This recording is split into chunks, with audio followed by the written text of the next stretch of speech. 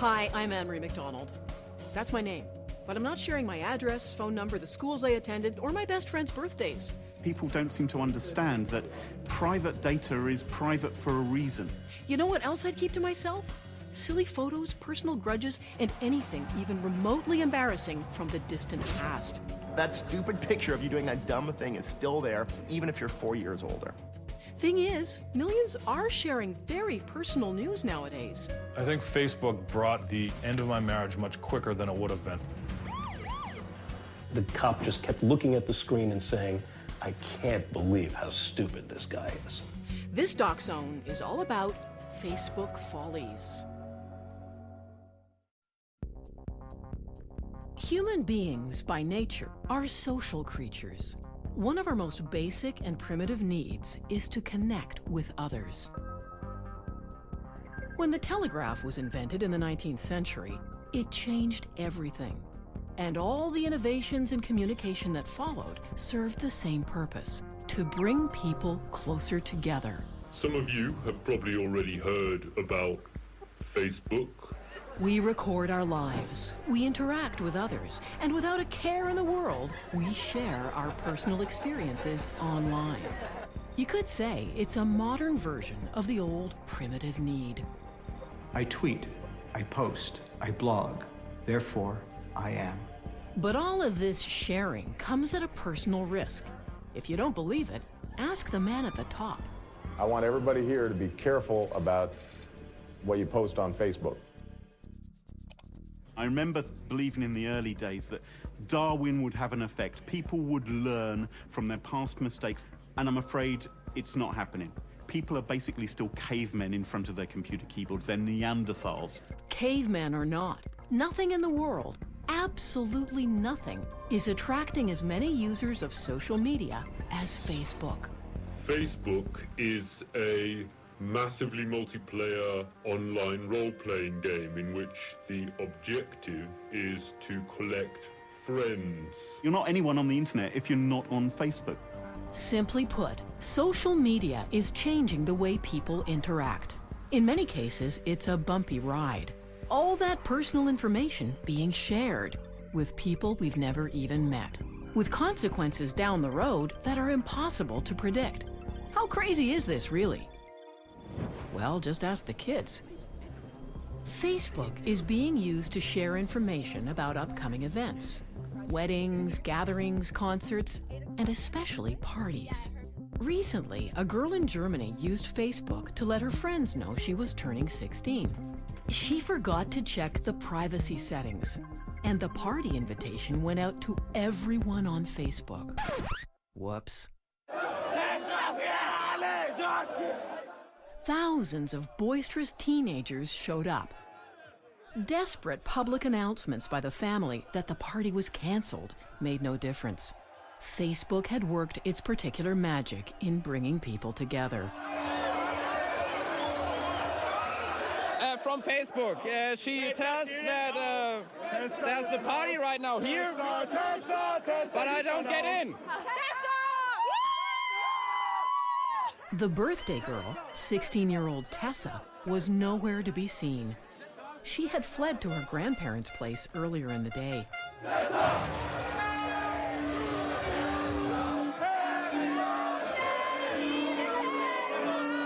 One careless click on Facebook, a momentary lapse by a 16-year-old, a lifetime of Facebook notoriety.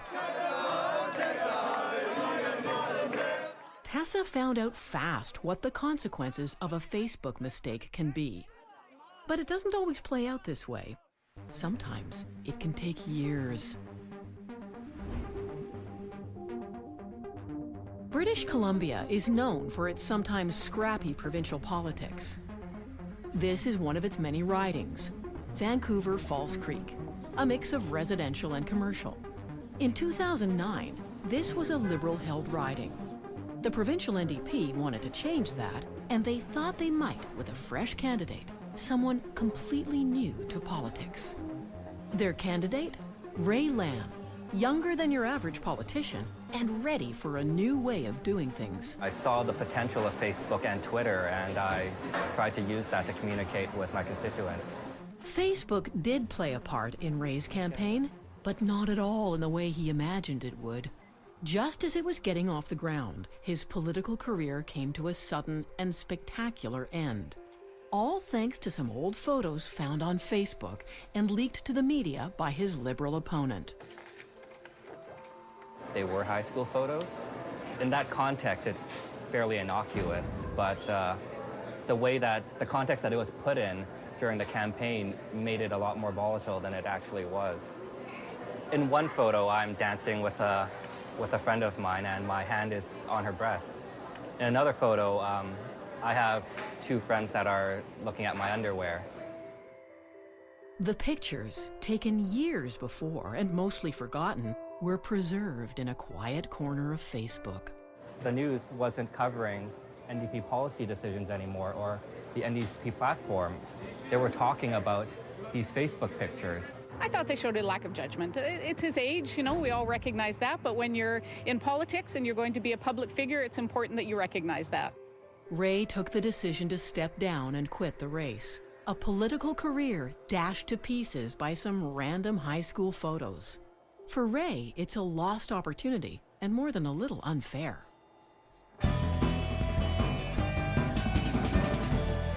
Clive Thompson is a freelance journalist. His expertise is the internet and how it's changing the way our lives are being recorded. You know, for generations, we've been able to move on from bad or dumb things we've done. But in Facebook, social forgetting is a lot harder because that photo of that dumb thing you did is still there. It doesn't degrade. So the fear is that Facebook makes social forgetting difficult or impossible. It makes it harder to move on from things you did in the past. When you look at what I've done and what I've been through since high school, the education, the work experience, the experience in the community, that far outweighs what I would have or could have done when I was in high school. Ray's story raises the question, in future years, who will be squeaky clean enough to run for political office? Every day, literally millions of potentially damaging photos and tweets are uploaded for the world to see and remember. The royal wedding of William and Kate, April 2011. A ceremonial occasion if ever there was one.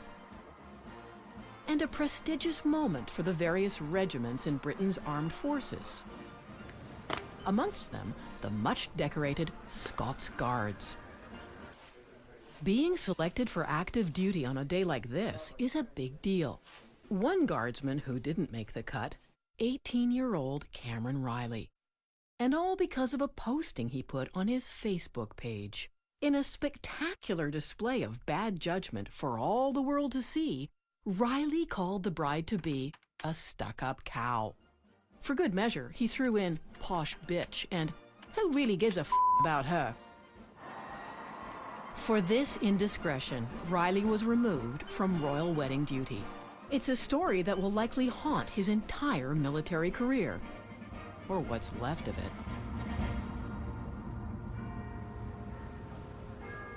Another Briton who probably wishes he had kept his thoughts to himself is 26-year-old accountant Paul Chambers.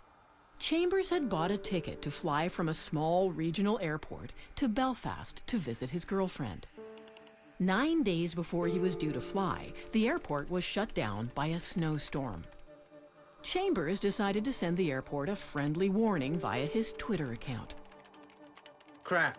Robin Hood Airport closed. You got a week and a bit to get your shit together. Otherwise, I'm blowing the airport sky high. Bad idea, Mr. Chambers. Because of the public network used to carry the tweet, airport staff were alerted to it, and they failed to see the joke. Chambers holds the distinction of being the first person in the UK to be prosecuted under the Terrorism Act for remarks made on Twitter. Because of all the fuss, he was fired from his job as a financial manager. So, what was he thinking? You look at the actions of this guy and you sort of shake your head and you're like, are you some sort of an idiot? But then on the one hand, it's like, well, he's just in this collision point in society between a world where if I say something, only the people in my room are going to hear it, and where if I say something online, everyone's going to hear it. And he hasn't quite got his mind around that yet. In the end, the judge fined Chambers the equivalent of $1,500, and he was banned from the airport for life. Unrepentant, Chambers responded to his conviction in yet another tweet. I'd like to thank the Crown for their level best efforts in f***ing up the life of an ordinary citizen. I love Britain. And who would have thought a charity car wash could cause a problem? Well, it did in South Carolina last year at a small-town police department. An officer, on duty, stopped by to have his police car washed by women wearing bikinis. Inevitably, someone took photos, and the pictures landed on Facebook. The local police chief was not amused. He said it was a violation of the rules governing the use of police vehicles. It reflected badly on the force. The officer in question was fired. You see how this works? Someone posts a picture. Big problem for someone else. Inappropriate photos don't just trouble small-town America. It happens in the nation's capital, too, affecting people who you might think would be more savvy with their tweets. Well, it turns out Mr. Speaker, that's not necessarily the case. be in order. Enter U.S. Congressman Anthony Weiner. He found out the hardest way possible that tweeting this picture of his package was a colossal blunder. I'm deeply ashamed of my terrible judgment and actions. Inevitably, the congressman was forced to resign. And everywhere, people shook their heads and asked, what was he thinking? The fact is, many people appear not to think before they send out a tweet or post something on Facebook. They are taking a huge risk because you never really know who your friends are. Here in the peaceful heart of the English countryside, there's a battle going on. It's a global war over privacy and personal information. Inside this custom-built state-of-the-art facility, a company called Sophos intercepts computer viruses of all kinds. The company's job is to protect some of the world's largest corporations and government departments against cyber attack. Every day at Sophos, they see the unhappy results of people being careless with personal data. Graham Cluley is one of the company's senior technology consultants. Part of his job is to keep a close eye on Facebook. What most people don't understand about Facebook is it's not being done for love. It's a business. And it's not even free. You may think, well, I'm not paying for this. Well, you are paying for it. You're paying for it with your data. You're giving away personal information, which is a commodity to Facebook, which they can sell on to others. So you actually are the product which Facebook is selling. You, the product, along with your date of birth, your likes and dislikes, your email address, your interests and hobbies. Sophos suspected that, as a rule, Facebook users are far too loose about giving away their personal data. To prove it, they created a Facebook page for a small plastic frog and invited 200 complete strangers to become Facebook friends. Almost half the sample jumped at the chance to share their personal information with Freddy the Frog. Their full name, list of friends, educational information, on and on they went. There's a general problem here, though, that people don't seem to understand, that your private data is private for a reason. Once it's on the internet, you can't ever drag it back. It's out there forevermore, and that's it. You've lost it. It means someone else can steal it in future. It happens all the time. Computer hackers and fraudsters stealing other people's identities to make money. And more, it's happening on social media. It's a truth of human history that whenever a new technology comes along, one of the first people who are going to exploit it are criminals, because it gives them a new way to reach into people's lives, to gull them, to dupe them. And you saw that with email, you know, like scam email things. Now we're seeing it with Facebook.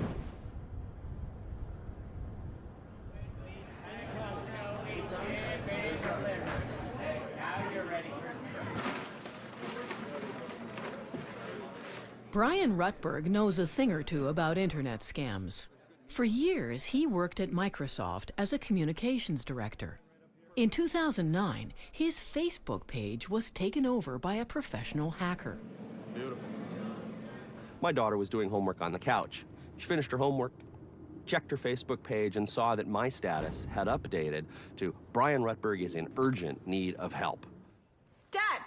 So she yelled back, is everything okay? And yeah, everything's just fine. Of course, everything wasn't fine.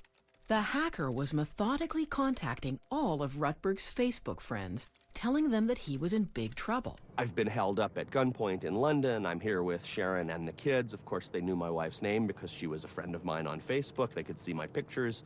I felt terrible about this because I knew that whoever this was who had taken over my page was going to be trying to reach out to all my friends. That was going to be a headache for me, and I felt terrible for what it was going to do to my friends.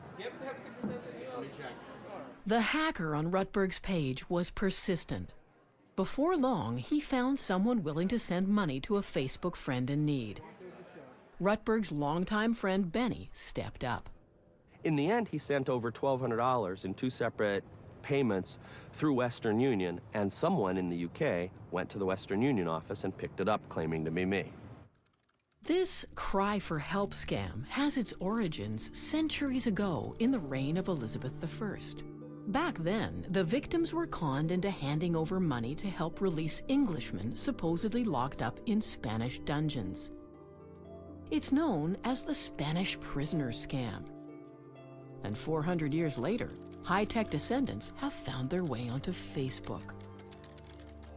Facebook is the fastest growing hotbed of computer crime that exists on the internet.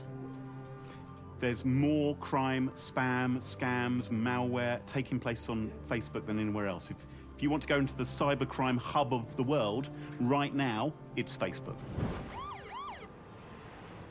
When we come back, the face of crime on Facebook for all the world to see. We've even seen criminals and burglars post pictures of themselves at the burglary scene with the money in their hands and posted it up on Facebook.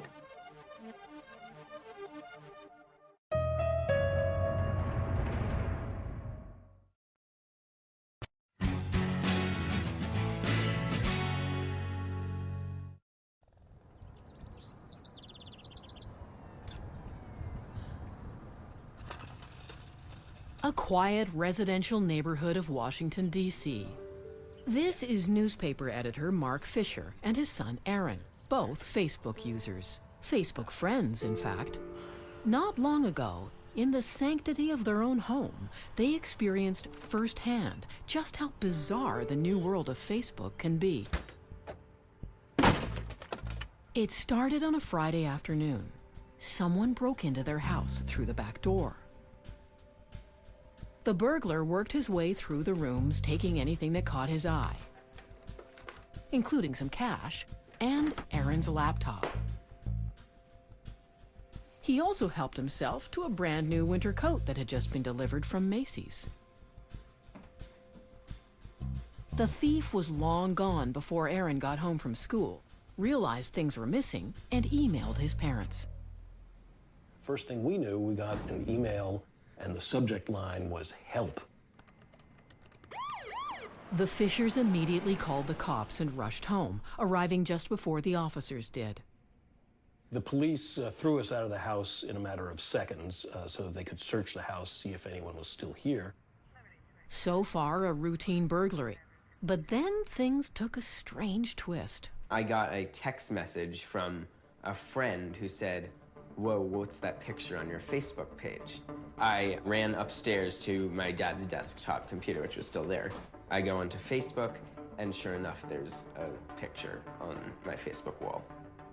Before he had left the house with Aaron's laptop, the burglar had taken a picture of himself using the laptop camera, and he actually posted it on Aaron's Facebook page for the world to see. Instantly, it all came together, and I called one of the police officers into my office upstairs and showed him the photo and said, "That's your guy." He's wearing a big coat, and he kind of has this smirk on his face, and he's pointing to the cash with his other hand. the cop just kept looking at the screen and saying, I can't believe how stupid this guy is.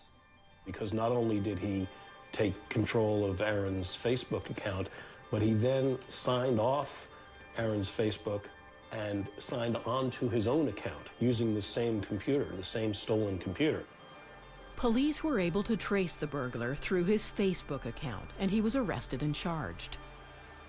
19-year-old Rodney King pleaded guilty and is now serving time in prison.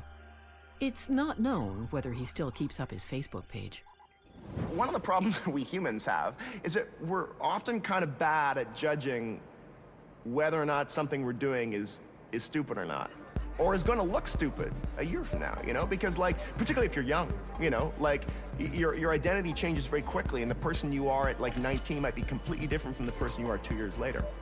One of the challenges Facebook has is that, you know, we might put up a photo thinking this is really funny, and then 2 years later you're looking for a job and your potential boss is querying this. That stupid picture of you doing that dumb thing is still there exactly as it was the day you did it, even if you're 4 years older. Case in point, the riots in Vancouver after the Stanley Cup final. Literally hundreds of people posed for pictures and videos, many of the images destined for Facebook and YouTube. It was as if all that mattered were the pictures themselves, not the consequences sometime down the road. Everything was happening right then, right there, and nowhere else. Which, in the age of social media, is clearly not the case. Dr. Mark Fetterman is an educator and an expert in the way new media is changing the way people connect. The world is today a different place than the world in which many of us grew up. Our experience of the world seems so strange. There are people doing things that seem inappropriate.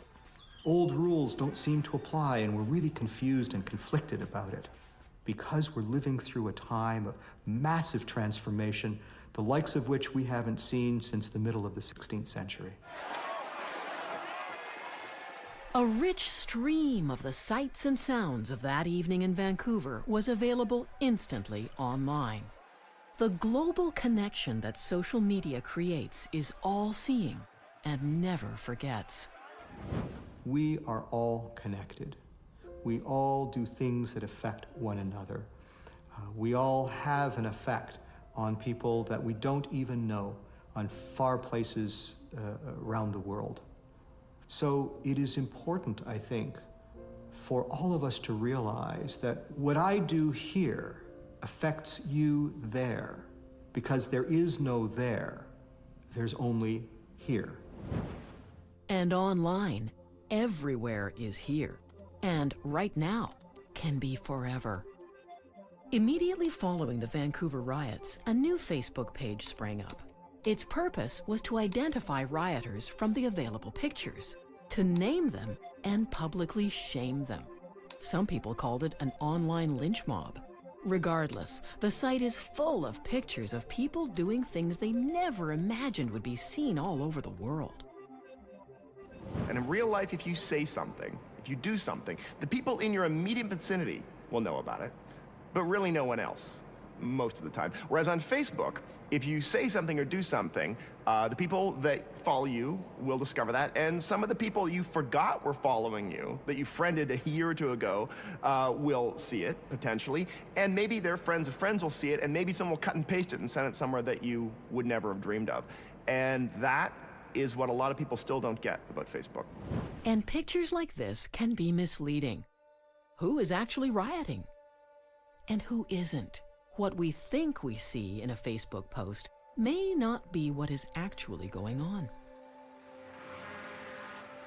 It's a little more than an hour's drive from Montreal to get to the eastern townships. Here in Cowansville, there's a David versus Goliath struggle being played out. Meet Nathalie Blanchard and her lawyer, Tom Lavin. At the local courthouse, they are preparing to do battle with one of North America's largest insurance companies. In 2009, Nathalie was diagnosed with clinical depression. Her employer's insurance company, Manulife, provided coverage and benefits as Nathalie struggled to recover. My doctor said to me, go out. It's very important for you to go out, see people, see your friends, go in restaurant, go in bar, go everywhere you want. As part of her treatment, as well as going out with friends, the doctor also advised that Nathalie go on a trip. So, she went to Florida with her mother. And she put some photos up on Facebook. Somehow, Manulife became aware of the pictures, made a judgment call, and without giving her any other reason, they cut off Nathalie's benefits. The issue is not whether or not they can use what is available to them on Facebook, it's how they use it. That is the problem, is the misinterpretation of what is on Facebook. If, hypothetically, you had a person who was diagnosed and suffering from clinical depression, which is a devastating disease, and the person's family takes them away on a vacation just as a change of scenery, the person posts a picture of themselves, if that investigator then says, aha, the person has perpetrated fraud, cut off the benefits, that fundamentally is wrong. When I put the picture on Facebook, it was only to hide the depression, and I didn't think about who's going to see the picture. I just want to make people believe that everything is okay in my life. Cut off from her benefits, Nathalie lost her credit rating and, eventually, her house. You know the old cartoon that we see of a guy that's supposed to be off on disability with a broken back or something like that, and he's mowing his lawn, and the detective is underneath a hedge with a camera. We don't have that anymore. Now we have Facebook, which is the same thing, exactly the same thing, except it's more efficient for the insurance companies to use. No one can make a medical assessment, can make a psychological or psychiatric judgment on the basis of an out-of-context picture posted on Facebook. Nathalie's case goes before a judge in 2012. Insurance investigators, privacy experts, and labor lawyers, literally all over the world, will be glued to the case. When we come back, young love, two complete strangers, and how a late-night Facebook chat changed everything.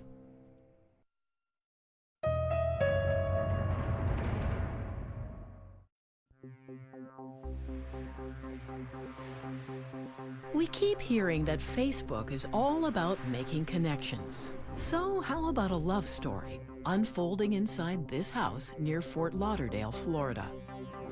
Meet two young people with a lot in common, including something you might not expect. My name is Kelly Hildebrandt. My name is Kelly Hildebrandt. K-E-L-L-Y. Hildebrandt. H-I-L-D-E-B-R-A-N-D-T. How many pancakes do you want? For Kelly Hildebrandt and Kelly Hildebrandt, life together began on Facebook. It happened because I was bored one night and I was late and I was searching for my account on Facebook and I typed my name into the search bar and he came up and I saw him on the screen and I was shocked that there was another person named Kelly Hildebrandt and that he was a boy. So I sent him a message. She's just like, hi, how's it going? We have the same name.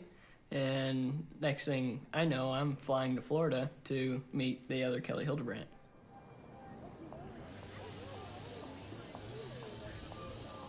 Of course, we found out that we had a lot in common other than just our names.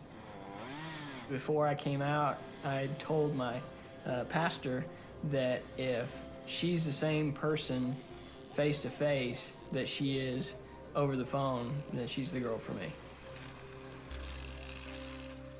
As it turned out, Kelly was the right girl for Kelly. Having made sure they weren't directly related in any way, the two of them got married in a Facebook fever. The chances are 1 in a million's million. The odds of someone having the exact same name, meeting 1,600 miles apart, and then just everything clicking and happening like it did was just amazing. The story of Kelly and Kelly's 1,000,000 to 1 chance meeting has been reported all over the world. And it even became fodder for the late-night talk shows. You know you're famous when Conan O'Brien makes a joke about your story. He told our story. He told our story. Kelly Hildebrandt marries Kelly Hildebrandt, and just recently, 100 men changed their name to Megan Fox. Yeah, on Facebook. It's part of the fundamental human condition to connect. There's that almost trite cliche that says, a stranger is a friend I haven't met yet. And in a world that is in such proximity, that's a marvelous thought to hold. Before Facebook, I would have never met Kelly, so I think that it shifted the way my life was headed. I am indebted to Facebook for my beautiful wife, because if it wasn't for Facebook, I would never have met the other Kelly Hildebrandt. Some people think one of Facebook's most inspired ideas is what's called relationship status. It quickly signals who's available and who isn't. And sometimes Facebook itself plays a leading role in the drama.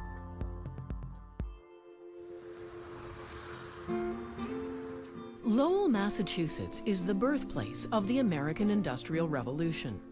Long ago, Lowell boomed with textile mills, which worked the cotton from the South. The mills are closed now, and in recent years, Lowell has struggled to redefine itself. This is where we find Ken Savage, a man who has gone through some redefinition of his own thanks to Facebook. My ex-wife used Facebook, I think, in the beginning to reach out to friends, but as soon as she started to see the power of it, she connected with some old boyfriends. We can all guess where this is heading. Sure enough, Ken's wife cheated on him, and he caught her doing it. I think Facebook brought upon the end of my marriage much quicker than it would have been. The communication wasn't there. She took her focus away from me and put it onto Facebook, and I think it made her realize as well that this is over, this is not what I want, I'm gonna get what I want through Facebook. Much easier. You will hear stories, and I'm sure they're true, of couples who are like, well, I'm in the room, and I'd like to talk to my spouse, my partner, but they're staring at Facebook, you know? Because there's this very rich stream of social signals that are fascinating, and that person just can't pull away, even though there's someone sitting across the room who's, you know, supposed to be married to them. Ken and his wife split up. I told family members what's going on, why I moved out. I said my wife is cheating on me using Facebook, and they giggled and said, how do you do that? In attempting to answer the question, Ken created a website of his own. The website is called facebookcheating.com. There's a section here that I talk more. This is one busy website. Up to 50,000 hits in a typical month. Clearly, Ken is not alone. And there's an article here about divorces from social media sites like Facebook are on the rise. In a recent study conducted by a U.S. law firm, 1 in 5 marital affairs had a clear Facebook connection. Ken has lived through it. A marriage lost, and a new partner found, believe it or not, both on Facebook. And the final twist? Ken now makes money on a site he created all about Facebook cheating. With all this trouble caused by Facebook postings, surely somewhere Facebook has changed family life for the better. The answer is, of course, yes. With almost 750 million users in the world, Facebook has helped to make some unexpected family connections.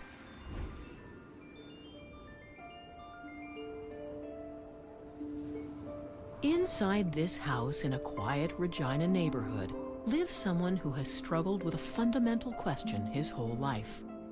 I never had a father's arm around my shoulders. I just never had a father in my life.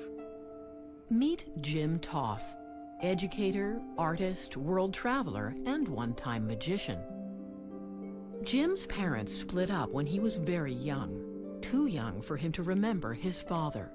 And while he did have a stepfather, the identity of his birth father stayed a family secret for decades. I did genealogy searches. I went through the archives in Saskatchewan. I even went through the Mormons to try and find out something about my birth name. And I could get nothing. Yeah, you have to go up to the search bar at the top. Okay. That all changed the day his granddaughter, Janelle, introduced him to something new on the computer. Joseph. Maybe try Joseph. She typed in whatever she needed, and up came Facebook. I said, now you can search for people on this thing, can't you? She said, yes. I said, okay, I want you to help me. Okay, try Porkalab. And all of a sudden, up came the name Porkalab with a little thumb sketch of a person. Oh, I was surprised, because I didn't expect it. I mean, it was the first connection I have made that was positive, right in front of my eyes, a picture. And in time, I discovered that this was my half-nephew that I discovered. And he was the one that connected me to my half-brother, just like that. More than 50 years of searching, resolved in a few minutes on Facebook. Hello, Jim. Well, I don't know quite how to say this, but your father was my grandfather. That moment, that line gave me the connection that for 50 years I was looking for. Your father is my grandfather. I made it. 50 years of searching, I made it. And Facebook was what enabled me to make that connection. So these little brokerages of personal contact that could never easily have happened or never happened at all in the past, happen daily now. And this is the delightful stuff. This is why people sort of, even if they're tortured by it, keep returning to the Facebook well, is because these magical things still happen. Jim met with his new family members this summer. What was lost has been found, thanks to Facebook. When we return, is it possible that Facebook could make headstones and cemeteries things of the past?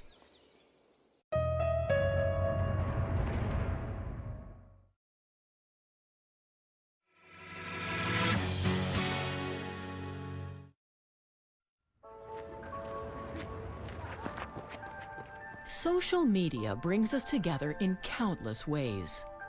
For people at the beginning of life's journey, it's impossible to imagine the world without texting and Twitter and Facebook. For those near the journey's end, Facebook has raised some interesting questions about what we leave behind. This is Abney Park, a huge Victorian cemetery in London. There are thousands of people buried here, but it's impossible to get a sense of who they were in life. What did they look like? Who were their friends? Who did they love? Elaine Casket is a psychologist at the University of London. She has made a study of how we mourn our loved ones. They created big cemeteries like this in the Victorian period, and it reflected the society in which people lived, not just the needs of that society, who needed a place to bury their dead, but the tastes of societies. This cold granite or stone engraved thing, what is that of you? How is that a representation of the self? It's not, but a Facebook profile is. The way that people commune with the dead reflect the way that people live. We live in a social networking age. It makes total sense, therefore, that people are going to commune with people who die via social networking media, because that's the way our society is set up. I'm gonna walk with my Prince of Peace away down by the riverside, way down by. These are family and friends gathered together to say goodbye to Wilma Jones. She is going to be sadly missed by us all because she was loved by us all. Wilma was a Facebook user. After she died in 2010, her page stayed up, and people started leaving posts on her wall for everyone to see. I ain't gonna study the war no more. I love you, Wilma, and I know that heaven has accepted you with open arms. Since you're there, give all the family a big hug and kiss from me. If you're a really avid Facebook user and you post lots of things and you have lots of friends and lots of conversations and lots of comments on photographs and all these kinds of things, It's an incredibly rich and complex record of who you were. Not just who you were as an individual, but who you were in the context of all of your relationships, including your relationships with the people that you leave behind when you die. Jesse, okay? She's just like love. That's what Wilma, just love. That's all I'd like to say. Thank you, Jesse. She's a testament to what we need to remember, what life is about. For a lot of people, it seems like continuing to communicate with somebody on Facebook feels like the most real, most connected kind of way that they can really speak to somebody and have faith that they're being heard. And that's quite powerful stuff. Hey, Auntie. I find it so weird and yet so comforting that whenever I want to talk with you, I can come on Facebook and write on your wall. It's almost as if when I press enter, I can be certain that my message is being sent straight to heaven.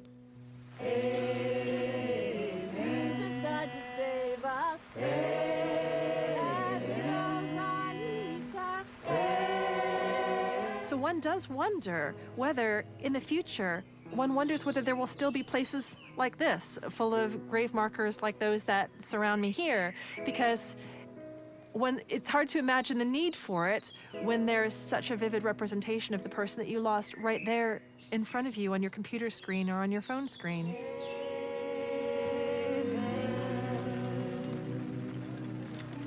Thank you, everybody.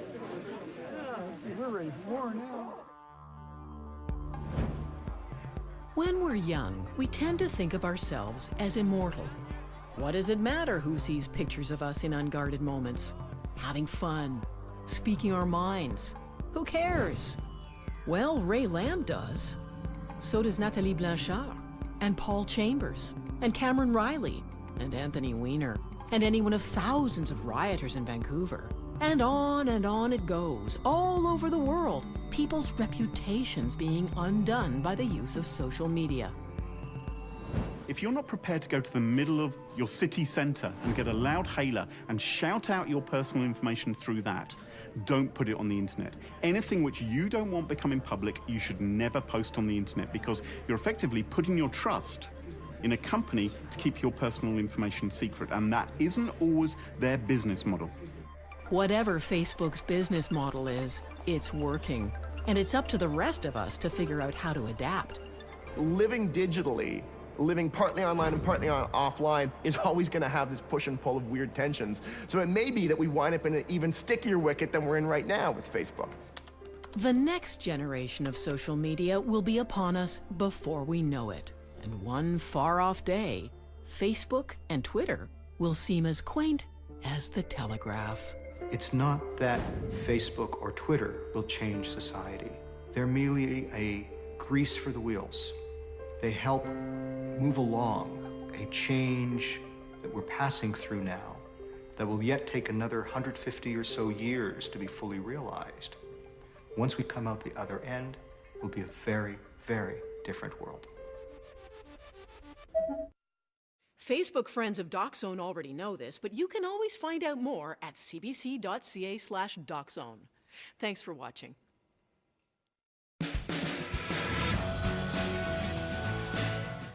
Join us in 2 weeks for The Nature of Things.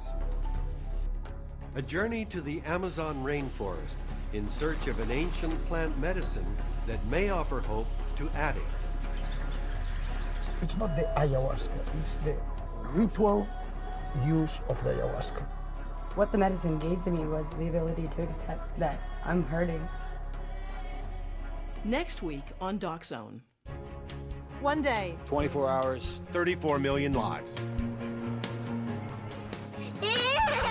Our cameras, and hundreds of yours, team up to tell the story of one ordinary, awe-inspiring day in the life of Canada. There's more about both tonight's programs at cbc.ca/docs.